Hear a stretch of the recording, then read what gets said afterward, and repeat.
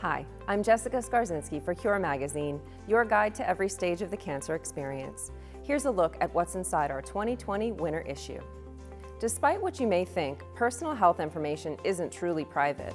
Our cover story explores how medical practices are handling your data.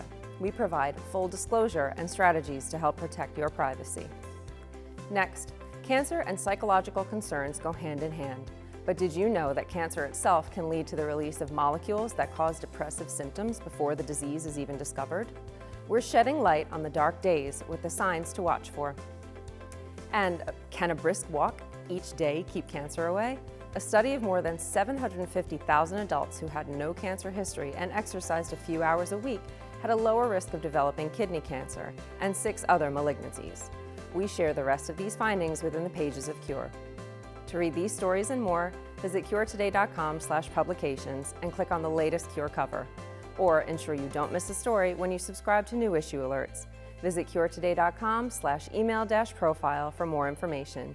And as always, thanks for reading.